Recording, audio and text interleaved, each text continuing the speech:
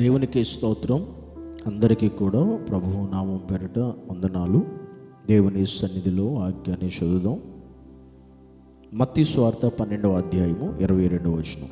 అప్పుడు దెయ్యము పట్టిన గుడ్డివాడును మోగవాడునైన ఒకడు ఆయన యొద్దకు తేబడెను. ఆయన వానిని స్వస్థపరిచినందున ఆ మోగవాడు మాటలాడ శక్తియు చూపును గలవాడాయెను.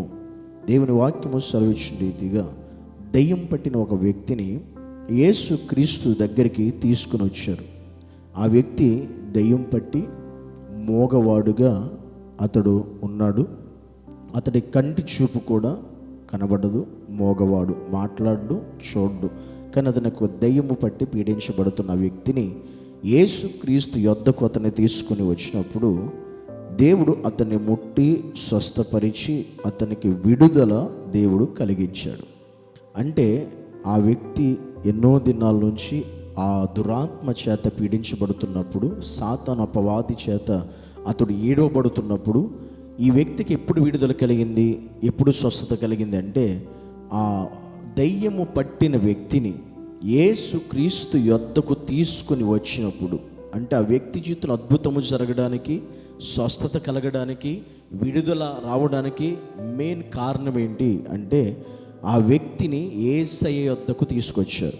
ఈరోజు ఒక వ్యక్తి జీవితంలో అద్భుతము జరగాలి అంటే, ఒక వ్యక్తి స్వస్థత పొందుకోవాలి అంటే, ఒక వ్యక్తి ఆరోగ్యము చేత ఉండాలి అంటే ముందు ఆ వ్యక్తి ఎక్కడికి తీసుకురాబడాలి అంటే క్రీస్తు యొద్దకు తేబడాలి, క్రీస్తు యొద్దకు తీసుకురాబడాలి. అప్పుడు క్రీస్తు యొద్దకు గనక ఆ వ్యక్తి రాగలిగితే, తీసుకురాబడగలిగితే గనక ఆ వ్యక్తి జీవితంలో ఈ దేవుడు ఎంత గొప్ప కార్యానైనా, ఎలాంటి కార్యానైనా ఆయన అసాధ్యమైన దాన్ని కూడా సాధ్యం చేయగలుగుతాడు.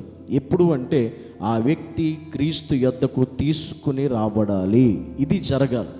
ఇది ఎవరి జీవితంలో జరుగుతుందో ఆ వ్యక్తి జీవితంలో ఏది జరగాలన్నా దేవుడే చేస్తాడు, దేవుడే కార్యం జరిగిస్తాడు.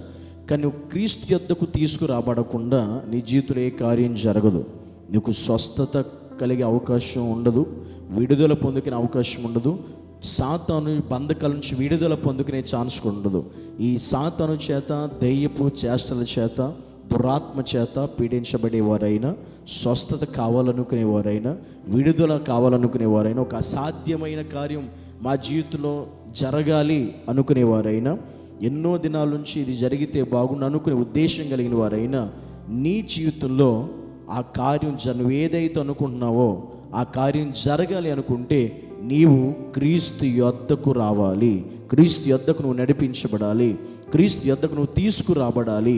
అలా వస్తే నీ జీవితంలో విడుదల, నీ జీవితంలో స్వస్థత, నీ జీవితంలో అద్భుతం, నీ జీవితంలో ఆశ్చర్యమైన కార్యాన్ని నా దేవుడు తప్పక చేస్తాడు, జరిగిస్తాడు. కనుక నీవు ఆయన యొద్దకు వస్తే నీ జీవితంలో ఏదైనా ఆయన చేయగలడు. అది గమనించి గ్రహించి ఇంతకాలం, ఇన్ని రోజులు, ఇన్ని సంవత్సరాలు, ఇన్ని నెలలు ఒకవేళ నువ్వు అనుకున్నది జరగకుండా బాధపడుతుంటే, విచారిస్తుంటే, కృంగిపోతే ఈరోజు దేవునితో మాట్లాడుతున్నాడు. నువ్వు ఆయన యొద్దకు తేబడాలి, ఆయన యొద్దకు నడిపించబడాలి, ఆయన యొద్దకు రావాలి. ఈ వ్యక్తి కూడా అంతే. ఈ దెయ్యం పట్టిన వ్యక్తిని ఎప్పుడైతే యేసయ్య యొద్దకు తీసుకొచ్చారో అప్పుడు అతడికి స్వస్థత కలిగింది. నీవు కూడా యేసయ్య దగ్గరకు వస్తే నీకు స్వస్థత ఇస్తాడు, విడుదల ఇస్తాడు. నువ్వు అనుకున్న సమస్తము కూడా ఆయన జరిగించి తీరుతాడు. కనుక ఇప్పుడు ఈ మాటలు వింటే నీ జీవితంలో నువ్వు త్వరగా ఆలస్యం చేయకుండా నీ జీవితంలో నువ్వు ఆశించింది, నువ్వు అనుకున్నది నిశ్చయంగా దేవుడు జరిగించాలి అంటే నువ్వు నిశ్చయంగా ఆయన యొద్దకు రావాలి.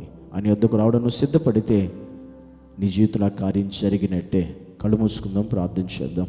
పరిశుద్ధుడా, నీకు వందనాలు యేసయ్య. నిజమే, ఈరోజు మేము నీ యొద్దకు తీసుకురాబడితే, నీ యొద్దకు తీసుకురాబడిన ప్రతి ఒక్కరూ కూడా విడుదల పొందుకున్నారు, స్వస్థత పొందుకున్నారు, ఆరోగ్యాన్ని పొందుకున్నారు.